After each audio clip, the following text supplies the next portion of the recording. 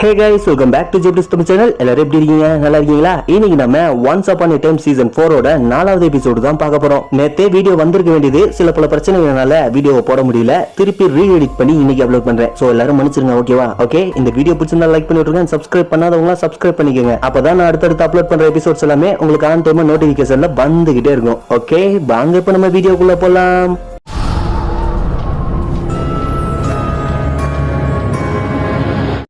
4வது எபிசோடோட ஸ்டார்டிங்ல ரொம்ப காலத்துக்கு முன்னாடி நடந்த சம்பவத்தை காமிக்கிறாங்க. இது ரம்பிள் ஸ்டில்ஸ்கின் டார்க் ஒன்னா மாறுறதுக்கு முன்னாடி நடந்த கதை. அங்க ஒருத்தன் அந்த இடத்த கூட்டிட்டு இருக்கான். அப்ப நெருப்பெல்லாம் திடீர்னு அமர்ந்துருது, காத்தெல்லாம் பயங்கரமா வீசுது. இவனும் வாழை எடுத்துட்டு, ஏன் பயப்படுற, என் முன்னாடி வா டார்க் ஒன்னு கூப்பிடுறான். நீ மந்திரவாதி இல்லைன்னு சொல்லிக்கிட்டே அவனும் நடந்து வரான். ஆமா, நான் மந்திரவாதி இல்ல, நான் அவரோட சிசியன். இதுக்கு முன்னாடி ஒன்ன மாதிரி நிறைய டார்க் ஒன்ன பாத்திருக்கேன்னு சொல்லிட்டு அவனை வெட்ட போறான். ஆனா அவன் மறைஞ்சு இந்த சைடு வந்து அவனையே பறக்க விட்டுறான். இப்ப நேரம் அங்க இருந்த மேடைக்கு போறான். அதுல ரம்பிள் ஸ்டில்ஸ்கின் ஃபர்ஸ்ட் எபிசோட்ல ஒரு பாக்ஸ தொப்பி மாதிரி மாத்துனால அந்த பாக்ஸ் இருக்கு. இவன் தான் இப்ப டார்க் ஒன்னு, அவன் பேரு ஜோசோ. இப்ப அவன் மந்திர கத்திய வச்சு அந்த பாக்ஸ ஓபன் பண்ண ட்ரை பண்றான். ஆனா அதுல இருந்து திடீர்னு ஒரு வெளி வந்து அவனையே பறக்க விட்டுருது. அந்த பாக்ஸ் மந்திரவாதியால பாதுகாக்கப்படுது, அதை உன்னால உடைக்க முடியாது. இப்ப போன்னு அவன் சொல்ல டார்க் ஒன்னும் மறைஞ்சு போயிடறான். எல்லா டார்க் ஒன்னும் முயற்சி பண்ணிட்டாங்க, ஆனா யாராலையுமே அந்த பாக்ஸ்குள்ள இருக்கிறத ஓபன் பண்ண முடியலன்னு சொல்றான். இப்ப அப்படியே கட் பண்ண நிகழ்காலத்துல ஸ்டோரி புக் காமிக்கிறாங்க. அங்க ரம்பிள் அவனோட மந்திர கத்திய வச்சு அந்த பாக்ஸ ஓபன் பண்ணிடுறான். எந்த டார்க் ஒன்னாலுமே முடியாததை இவன் பண்ணிட்டான். ஏதோ தில்லு முள்ளு வேலை பார்த்திருக்கான் போல. அப்போ நம்மால் கொஞ்சம் ஸ்பெஷல் தான். இப்ப இந்த சைடு எம்மாவும் ஹென்ரியும் கிரானியோட கடைக்கு வராங்க. ஹென்றி அவளை மட்டும் உள்ள அனுப்பி வைக்கிறான். உள்ள பார்த்தா ஹூக் இருக்கான். அந்த ஐஸ் விச்ச பத்தி எந்த தகவலும் கிடைக்கலன்னு அவ சொல்ல, சரி விடு, நீ அவளை சீக்கிரம் கண்டுபிடிப்ப. இப்ப எதுக்காக இங்க வந்தேன்னு அவன் கேக்குறான். நீ சொன்னதை பத்தி யோசிச்சு பார்த்தேன், நம்ம டேட்டிங்க்கு போலாமான்னு கேக்குறா. அவனும் எக்ஸைட் ஆகி இன்னைக்கு நைட்டு போலான்னு சொல்ல அவளும் திரும்பி வெளியே வரா. பார்த்தா அவ காருக்கு கீழே மட்டும் வெறும் தண்ணியா இருக்கு. இவளும் என்னன்னு புரியாம காருக்குள்ள ஏறா. இப்ப இந்த சைடு ஹூக் ரம்பிள பார்க்க வந்திருக்கான். நான் இன்னொரு ஒப்பந்தம் செய்ய வந்திருக்கேன்னு அவன் சொல்ல, ரம்பிள் இன்ட்ரெஸ்ட் இல்லைன்னு சொல்லிடுறான். அப்ப நான் உன் மந்திரக்கத்தை பத்தின சீக்கிரட்டா பெல் கிட்ட சொல்லிடுவேன்னு ஹூக் சொல்ல அவனும் டென்ஷன் ஆகி, நான் நினைச்சா உன்னோட இன்னொரு கையையும் எடுத்துருவேன்னு சொல்றான். அதுக்காக தான் நான் இங்க வந்திருக்கேன், எனக்கு என்னோட கை திரும்பி வேணும்னு அவன் சொல்ல, இப்ப ரம்பிளும் ஒரு பாட்டில்ல அவன் கையை கொண்டு வந்து வைக்கிறான். இவ்வளவு நாள் இதை வச்சிருந்தியா, இதை திருப்பி ஒட்ட வைக்க முடியுமான்னு அவன் கேட்க, முடியும், ஆனா ஏன்னு ரம்பிள் கேக்குறான். நான் எம்மா கூட டேட்டிங் போக போறேன், அதனாலதான் எனக்கு ரெண்டு கையும் இருக்கணும்னு ஆசைப்படுறேன்னு சொல்றான். சரி, நான் ஒட்ட வைக்கிறேன், ஆனா இந்த கை மோசமான விளைவுகளை ஏற்படுத்தலாம். இந்த கை நீ கெட்டவனா இருக்கும்போது உன்கிட்ட இருந்துச்சு. அவன் ஒரு தந்திரமான சுயநலமான கடற்கொள்ளையன். இது திருப்பி உன் உடல்ல இணைச்சா அது எந்த மாதிரி விளைவை ஏற்படுத்தும்னு எனக்கே தெரியாதுன்னு சொல்றான். என்ன நடந்தாலும் நான் பாத்துக்கிறேன், இப்ப என் கையை ஒட்டவை, இல்லைன்னா பெல் எப்படிப்பட்டவன கல்யாணம் பண்ணிருக்கான்னு தெரிஞ்சுக்குவா. நான் இப்ப மாறிட்டேன், ஆனா நீ இன்னும் மாறல, நீ பழைய ரம்பிள் தான் சொல்றான். இப்ப ரம்பிள் அவனோட கையை ஒட்ட வச்சிடறான். ஏதாவது நடந்ததுக்கு அப்புறம் வந்து நான் உன்னை எச்சரிக்கலைன்னு சொல்லாதன்னு ரம்பிள் சொல்ல அவனும் சந்தோஷமா அங்க இருந்து கிளம்புறான். இப்ப இந்த சைடு ஸ்னோவும் எல்சாவும் ஸ்டோரி புக்கோட பழைய ரெக்கார்ட்ஸ் எடுத்து ஆனாவை பத்தி ஏதாவது தகவல் கிடைக்குமான்னு தேடிட்டு இருக்காங்க. அப்ப அங்க எம்மா வந்து நான் ஹூக் கூட டேட்டிங் போக போறேன்னு சொல்றா. அப்ப யாரோ கதவு தட்டுற சவுண்ட் கேக்குது. அது ஹூக் தான். அவன் கையை பின்னாடி மறைச்சு வச்சிருக்கான். பயபுள்ள கோட் சூட் எல்லாம் போட்டு ஆளே மாறிட்டான். இப்ப அவனோட லெப்ட் ஹேண்ட்ல தான் எம்மாவுக்கு ரோஸ் கொடுக்குறான். இது உன்னோட கையான்னு கேட்க, ஆமா, ரம்பிளோட கடையில தான் இது இருந்துச்சுன்னு சொல்றான். இப்ப ரெண்டு பேரும் அப்படியே டேட்டிங் கிளம்பி போறாங்க. இப்ப அப்படியே கட் பண்ணா கடந்த கால கரையில ஆனா ரம்பிளோட கோட்டைக்கு வந்துட்டா. ரம்பிள் உள்ளவான்னு சொல்ல, என் பேர் ஜோன், எனக்கு உன் உதவி தேவை. ஆமா, உன் தோல் ஏன் இப்படி இருக்கு, எதுவும் பிரச்சனைன்னு கேக்குறா. அவனு அதுக்கு பதில் சொல்லாம, உன் பேர் ஜோன் இல்ல, நீ ஆனா அரண்டல்ல இருந்து வந்திருக்க, நீ என்கிட்ட எதையும் மறைக்க வேண்டிய அவசியம் இல்ல, உன்னை பத்தி எனக்கு நல்லாவே தெரியும்னு ரம்பிள் சொல்றான். அப்போ நான் எதுக்காக இங்க வந்திருக்கேன்னு உனக்கு தெரியும்னு அவ கேட்க, உன் பேரண்ட்ஸ் ஒரு விசித்திரமான உலகத்துக்கு ஏன் வந்தாங்கன்னு தெரிஞ்சுக்கத்தானு சொல்றான். என் சிஸ்டர் அவங்க போனதுக்கு அவ தான் காரணம் நினைக்கிறா, அது தப்புன்னு நிரூபிக்க உன்னால உதவி பண்ண முடியுமான்னு அவ கேட்க, உன் பேரண்ட்ஸ் நான் மீட் பண்ணிருக்கேன், அவங்களுக்கு ஒரு பதில் தேவைப்படுச்சு, அதைத்தான் தேடி வந்தாங்கன்னு சொல்றான். என்ன பதில்னு அவ கேட்க, அதை என்னால உன்கிட்ட சொல்ல முடியாது, வேணும்னா ஒரு டீல் போட்டுக்கலாமான்னு கேக்குறான். அவளும் சரின்னு சொல்ல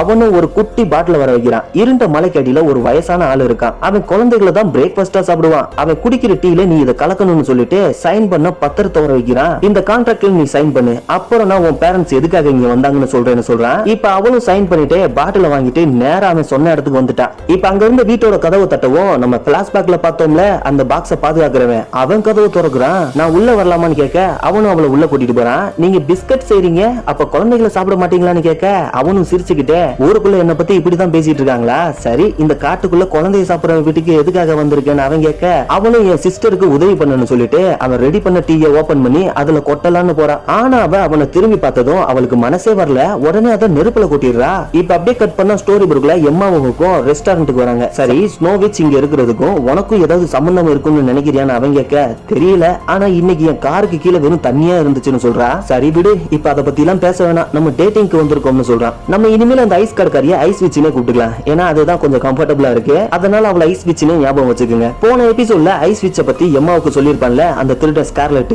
அவனும் அங்கதான் இருக்கான். இப்ப எம்மாவை பார்த்த உடனே எந்திரிச்சு ஓட ஆரம்பிக்கிறான். ஆனா பயபுள்ள போதையில வெயிட்டர் மேல இடிச்சிடுறான். அப்ப ஒயின் எம்மா மேலேயே கொட்டிடுது. அப்ப திடீர்னு ஹூக் அவனை பிடிச்சு அவகிட்ட மன்னிப்பு கேளுன்னு கோவமா சொல்றான். அவன் கை வேலையை ஆரம்பிச்சிருச்சு போல. பரவாயில்ல விடுன்னு எம்மா சொல்ல அவனும் விட்டுட்டு அவன் கைய பாக்குறான். ஏய் ஒரு நிமிஷம், நீ தானே அந்த திருடன் எம்மா சொல்ல. அவன் மறுபடியும் ஓடுறான். எம்மாவும் அவனை விரட்ட எந்திரிக்கிறா. வேணா இப்ப டேட்டிங் வந்திருக்கோன்னு திரும்பி உட்காந்துறான். இப்ப அவளும் பேசிக்கிட்டே இருக்கா. ஆனா ஹூக் அதையெல்லாம் கண்டுக்காம காதுலயே வாங்காம அவன் கையவே பார்த்துட்டு இருக்கான். என்ன ஆச்சுன்னு அவன் கைய பிடிக்க, மன்னிச்சிரு எனக்கு என்ன ஆச்சுன்னே தெரியலன்னு அவன் சொல்றான். இப்ப இந்த சைடு ரெஜினாவோட சீக்ரெட் ரூம்ல ரெஜினாவும் ஹென்ரியும் மரியனை காப்பாத்த ஏதாவது வழி கிடைக்குமான்னு தேடிட்டு இருக்காங்க. ஸ்னோவிச்சோட மந்திரத்தை உடைக்கிற அளவுக்கு சக்தியுள்ள பொருள் எதுவுமே என்கிட்ட இல்லன்னு நினைக்கிறேன் அவன் சொல்ல, ராபினோட ட்ரூ லவ் கிஸ் மரியனுக்கு வேலை செய்யல. அப்ப அவன் இன்னும் உங்களை தான் லவ் பண்றான், நீங்க ஏன் அவன் கூட சேர்ந்து சந்தோஷமா இருக்க கூடாதுன்னு ஹென்றி கேக்குறான். இத பத்தி புரிஞ்சுக்கிற அளவுக்கு உனக்கு இன்னும் வயசு வரலன்னு அவன் சொல்றான். இப்ப இந்த சைடு எம்மாவும் ஹூக்கும் டேட்டிங் முடிச்சுட்டு வந்துட்டாங்க. அடுத்த தடவை நான் உன்னை இன்னொரு டேட்டிங்க்கு கூட்டிட்டு போறேன், நீ வருவியான்னு கேட்க அவளும் வரேன்னு சொல்லிட்டு அப்படியே ரொமான்ஸுக்கு போயிடானுங்க. அப்ப கூட அந்த பயவுல அவனோட கையத்தான் பாத்துக்கிட்டு இருக்கான். இப்ப எம்மாவும் அதை நோட் பண்ணிட்டு பாய்னு சொல்லிட்டு உள்ள வந்துடுறா. இப்ப இந்த சைடு ஸ்கார்லெட் பெல்லோட லைப்ரரியில திருட கதவை திறக்க ட்ரை பண்றான். அப்ப ஹூக் வந்து டேய் மடையா அது லைப்ரரிடா, அங்க திருட எதுவுமே இருக்காதுன்னு அவனை தடுக்க ட்ரை பண்றான். ஆனா அவன் கேட்கவே மாட்டேங்கிறான். உடனே கடுப்புல டென்ஷன் ஆகி அவனை போட்டு பொழக்க ஆரம்பிக்கிறான். பொழந்து முடிச்சதுக்கு அப்புறம் இப்ப அவன் கைய பார்த்துட்டு இத பத்தி யார்கிட்டயாவது சொன்ன உன்னை கொன்றுவேன்னு சொல்லிட்டு இந்த சைடு வந்து ரம்பிள் சரியா தான் சொல்லியிருக்கான்னு சொல்றான். இப்ப அப்படியே கட் பண்ணா பேரிலன்ல ஆனா ரம்பிளோட கொடைக்கு வந்துட்டா. நீ அதை அவன் டீல கலந்துட்டியான்னு ரம்பிள் கேட்க ஆமா அவர் அதை குடிச்சிட்டாருன்னு ஆனா சொல்றா. சூப்பர், இனிமேல் அவனால உயிர் வாழ முடியும்னு சொல்றான். என்ன உயிர் வாழ்வானான்னு அவ கேட்க நீ கொடுத்தது மாத்து மருந்து, அவனை வாழ வைக்கும்னு சொல்ல நான் அதை விஷம்னு நினைச்சேன் அதனால அவருக்கு கொடுக்கல, மறுபடியும் அந்த மருந்தை கொடு நான் போய் அவருக்கு உதவி பண்றேன்னு சொல்றா. ஆனா ஏற்கனவே ரொம்ப லேட் ஆகிடுச்சுன்னு மேஜிக் பால்ல அந்த கிழவனை காமிக்கிறான். அவன் இப்ப மோசமான நிலைமையில இருக்கான். பார்த்தா திடீர்னு ஒரு எலியா மாறிடுறான். இப்ப அவளும் வேகமா அவன் வீட்டுக்கு வந்து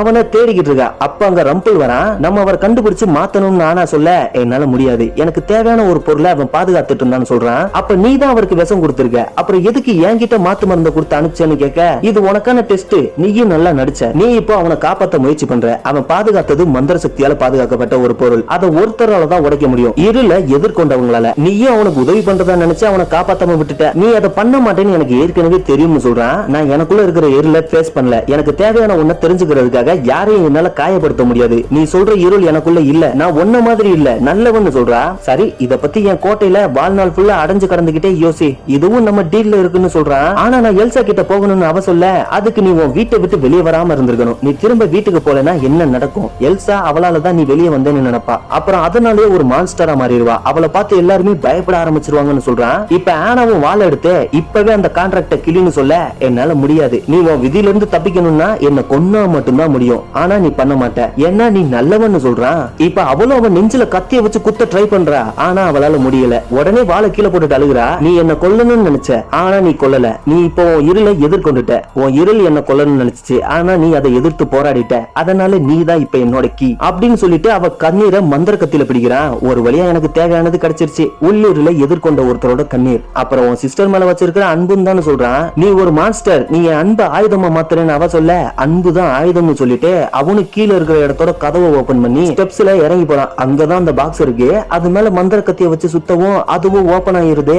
இப்ப அப்படியே கட் பண்ண ஸ்டோரி புக்ல ரம்பிள் கார்ல ஏறான். அப்ப அங்க ஹூக் வந்து நீ சொன்னது சரிதான், எனக்கு நீ இந்த கை வேணான்னு சொல்றான், நான் உன்னை ஏற்கனவே எச்சரிச்சேன்னு ரம்பிள் சொல்றான். உடனே இதை என் உடம்புல இருந்து எடு, இல்லனா பெல் கிட்ட எல்லாத்தையும் சொல்லிடுவேன்னு மிரட்ட, அப்படியா நான் பயந்துட்டேன் லூசு பயலே, நீ போன பிறகு நான் உண்மையான மந்திர கத்தியை மாத்தி வச்சுட்டேன், இப்ப உன்னால என்ன எதுவுமே செய்ய வைக்க முடியாது, உன் கையை பிரிச்சு எடுக்கணும்னா ஒரே வழிதான் இருக்குன்னு ரம்பிள் சொல்ல உனக்கு என்ன வேணும்னு எனக்கு தெரியும், நீ என்ன சொன்னாலும் நான் பண்ண மாட்டேன், அதை பிரிச்சு எடுக்க வேற வழியை கண்டுபிடிப்பேன்னு ஹூக் சொல்ல அதை என் மேஜிக்கால மட்டும்தான் பண்ண முடியும்னு ரம்பிள் சொல்றான். உடனே ஹூக்கும் கடுப்பாகி டென்ஷன்ல அவன் கொக்கிய வச்சு அவன் நெஞ்சிலே சொல்லிடுறான். ஆனா ரம்பிளுக்கு ஒண்ணும் ஆகல, அதை நான் பண்ணலன்னு ஹூக் சொல்ல தெரியும் நீ உன் கண்ட்ரோலை இழக்கிற, நாளைக்கு காலையில துறைமுகத்துல வந்து என்ன பாரு, நமக்கு ஒரு வேலை இருக்குன்னு சொல்றான். இப்ப இந்த சைடு எம்மாவும் கார்ல வந்துட்டு இருக்கா. அப்ப திடீர்னு அவன் கார் வந்து ஸ்கிட் ஆகுது, என்னன்னு இறங்கி பார்த்தா கீழே வெறும் பனி கட்டியா இருக்கு, சைட்ல தான் அந்த ஐஸ் வச்சும் நிக்கிறா. எதுக்காக என்ன ஃபாலோ பண்றேன்னு எம்மா கேட்க அவளும் ஓடுறா, இவளும் துரத்திக்கிட்டே போறா. ஆனா கொஞ்ச தூரம் போய் பார்த்தா அவளை ஆளக்கானா. அப்ப அவளுக்கு ஒரு போன் வருது, பெல் தான் அதுல பேசுறா. நீ உடனே லைப்ரரிக்கு வரணும்னு சொல்லிட்டு போனை கட் பண்ணிடுறா.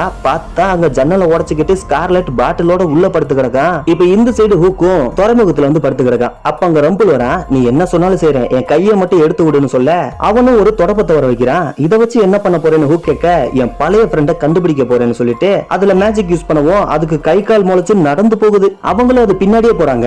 இப்ப அப்படியே கட் பண்ணா கடந்த கால பேரலல்ல ரம்பிள் அந்த பாக்ஸை எடுத்துட்டு மேல வரான். அதான் என் மூலமா உனக்கு தேவையானது கிடைச்சிருச்சுல, இப்பவாவது என் பேரண்ட்ஸ் ஏன் இங்க வந்தாங்கன்னு சொல்லுன்னு கேட்க, அரண்டலோட ராஜாவும் ராணியும் ஒரு பிரச்சனையோட என் வீட்டுக்கு வந்தாங்க. அது உன் சிஸ்டரால தான். அவங்க அவளோட மேஜிக்கை ரிமூவ் பண்ணணும்னு நினைச்சாங்க. அவ நார்மலான பொண்ணா மாறணும்னு ஆசைப்பட்டாங்க. ஆனா எந்த மேஜிக்காலையும் கூடவே பிறந்த பாண்ட் மேஜிக்கை பிரிக்க முடியாது இப்ப வரைக்கும்னு சொல்லிட்டு அந்த பாக்ஸை காமிக்கிறான். இப்ப வரைக்கும் தான்னா என்ன அர்த்தம்? இப்ப இந்த பாக்ஸால முடியுமான்னு ஆனா கேட்க, இந்த பாக்ஸ் பண்ணாது, இதுக்குள்ள இருக்க தொப்பி தான் பண்ணும். ஆயிரக்கணக்கான வருஷங்களுக்கு முன்னாடி ஒரு மந்திரவாதி தான் இதை உருவாக்குனா, மத்தவங்களோட மந்திர சக்தியை திருடுறதுக்காக. இத்தனை வருஷமா அவனோட சிஷியன் தான் இதை பாதுகாத்துட்டு வந்தான்னு சொல்றான். இதை வச்சு என்ன செய்ய போறேன்னு ஆனா கேட்க, எல்லாரோட மேஜிக் பவரையும் இதை வச்சு திருடின பிறகு நான் யாராலையுமே தடுக்க முடியாதவனா மாறிடுவேன்னு சொல்றான். ஆனா டார்க் ஒன்ன யாராலையும் தடுக்க முடியாதுன்னு நினைச்சேன். அந்த சிஷியன் இதை காப்பாத்த அவரோட வாழ்நாள் முழுசா அர்ப்பணிச்சிருக்காரு. ஒன்னால இதை திருட முடியாதுன்னு சொல்ல, ஆனா அவ இப்ப இங்க இல்லையேன்னு ரம்பிள் சொல்றான். ஆனா அவர் இங்கதான் இருக்காருன்னு சொல்லிட்டு மேல பாக்குறா. அப்ப மேல இருந்து ஒரு எலி குதிச்சு அவன் கையை கடிக்கவும் அவனும் கத்திய கீழே போட்டுறான். இவளும் இப்ப அந்த கத்தியை எடுத்துட்டு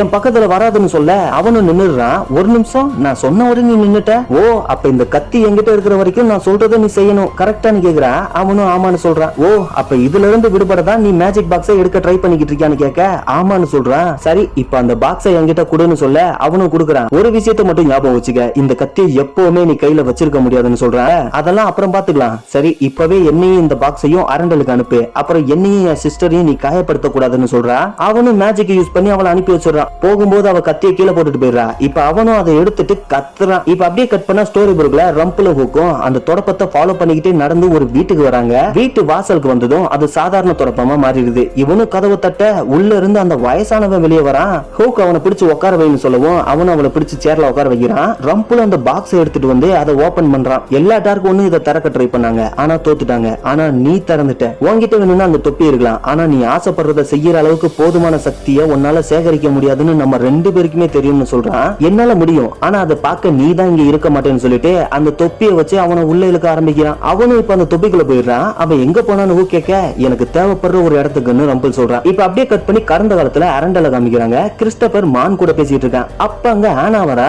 அவளை பார்த்ததும் சந்தோஷத்துல போய் கட்டி பிடிச்சுக்கிறான். என் பேரண்ட்ஸ் எல்சாவை சாதாரண பொண்ணா மாத்த தான் ஆசைப்பட்டாங்க. அவ பவர் எடுக்க முயற்சி பண்ணிருக்காங்க. இந்த பாக்ஸால தான் அதை பண்ண முடியும்னு சொல்றா. சரி, இப்ப எல்சா கிட்ட என்ன சொல்ல போறேன்னு அவன் கேட்க, தெரியலன்னு சொல்றா. இப்ப அப்படியே கட் பண்ண ஸ்டோரி புக்ல ரம்பிள் ஹூக்கோட கையை மறுபடியும் ரிமூவ் பண்ணிடுறான். இனி உன்னால என்ன கண்ட்ரோல் பண்ண முடியாது, நீ பெல் கிட்ட போய் சொல்றேன்னு சொல்ல அவனும் ஒரு டேப் எடுக்கிறான். இதுல நீ அந்த வயசானவனை என்ன பண்ணுன்னு ரெக்கார்ட் ஆயிருக்கு. இத பத்தி தெரிஞ்சா எம்மா எப்படி ரியாக்ட் பண்ணுவான்னு நினைக்கிறேன்னு ரம்பிள் கேட்க, அது எப்படி வேலை செய்யணும் எனக்கு தெரியும். அதுல நான் இருக்கேன்னா என் கூட நீயும் தான் இருப்ப. என் மோசமான கையை ரிமூவ் பண்ணதான் அப்படி பண்ணேன்னு அவ புரிஞ்சுக்குவான்னு ஹூக் சொல்றான். ரம்பிளும் அதுல மேஜிக் யூஸ் பண்ணிட்டு, இப்ப இதுல நான் இல்ல, நீ மட்டும் தான் இருக்க. இந்த கை ஒன்னும் சபிக்கப்படல, நான் உன்கிட்ட போய் சொன்னேன். இதால உனக்கு எந்த பிரச்சனையும் வராது. நீயா தான் தப்பா நினைச்சு எல்லாத்தையும் பண்ணிட்ட. நீ எவ்வளவு மோசமானவன்றத நான் உனக்கு ஞாபகப்படுத்தணும்னு ரம்பிள் சொல்றான். இதுக்காக அந்த மோசமானவன் பெல்லோட இதயத்தை நசுக்குனா என்ன பண்ணுவேன்னு ஹூக் கேட்க, நீ என் காதலியை தேடி போனா கண்டிப்பா உன் காதலியோட இதயத்தையும் இழப்ப. பெல் தான் என் வாழ்க்கையோட ஒரே ஒளின்னு சொல்றான். இப்ப இந்த சைடு ஸ்கார்லெட்ட சிறையில அடைச்சு வச்சிருக்கானுங்க. நீ லைப்ரரிக்குள்ள என்ன பண்ணிட்டு இருந்தேன்னு அம்மா கேட்க,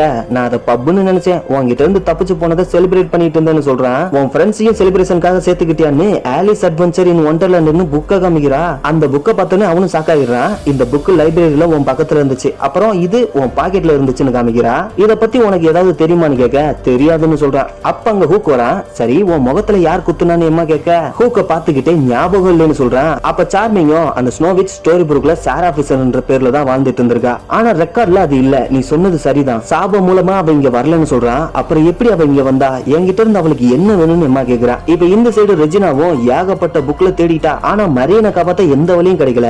அப்ப ஹென்றி வந்து, நீங்க சொன்ன மாதிரி ராபினுக்கும் உங்களுக்கும் என்ன நடக்குதுன்னு எனக்கு புரியாம இருக்கலாம், ஆனா ஒரு விஷயம் தெளிவா புரியுது, நம்ம ஆபரேஷன் மங்கூஸ தொடரணும். அந்த ஃபேரி புக்கை யார் எழுதுனான்னு கண்டுபிடிப்போம், ராபினை மாத்துவோம். ரம்பிளும் கெட்டவர் தான், ஆனா அவருக்கு மகிழ்ச்சியான முடிவு கிடைச்சிருக்கு. அப்போ கதையை எப்படி மாத்துறதுன்னு அவன் யோசிச்சிருக்கணும். அதை யார் எழுதுனான்னு அவனுக்கு தெரிஞ்சிருக்கும். அதை கண்டுபிடிக்க எனக்கு ஒரு வழி தெரியும்னு சொல்றான். எப்படின்னு ரெஜினா கேட்க, நான் அவர்கிட்ட அண்டர் கவர்ல வேலைக்கு சேர போறேன்னு சொல்றான். இப்ப நேரம் அவனும் ரம்பிள் கிட்ட வந்து, எனக்கு வேலை கொடுங்க தாத்தான்னு கேக்குறான். என் அப்பாவும் என்ன விட்டு போயிட்டாரு, ஸ்கூல் இல்லாத டயத்துல என்ன பண்றதுன்னு தெரியல, அதான் உங்ககிட்ட வேலைக்கு சேரலான்னு வந்தேன்னு சொல்ல, சரி ஓகே, ஆனா இங்க இருக்கிற எதையுமே தொடக்கூடாதுன்னு சொல்லிட்டு உள்ள போறான். இப்ப அவனும் தொடப்பத்தை எடுத்து கடையை தொடக்க ஆரம்பிக்கிறான். அப்படியே 4வது எபிசோடையும் முடிக்கிறாங்க. ஓகே, இந்த 4வது எபிசோடு எப்படி இருந்துச்சுன்னு கமெண்ட் பாக்ஸ்ல கமெண்ட் பண்ணுங்க. அண்ட் வீடியோ பிடிச்சிருந்தா லைக் பண்ணி விட்டுருங்க. சப்ஸ்கிரைப் பண்ணாதவங்க சப்ஸ்கிரைப் பண்ணிக்கங்க. நெக்ஸ்ட் 5வது எபிசோட்ல பார்க்கலாம். அது வரைக்கும் தேங்க்ஸ் ஃபார் வாட்சிங் அண்ட் பை பை.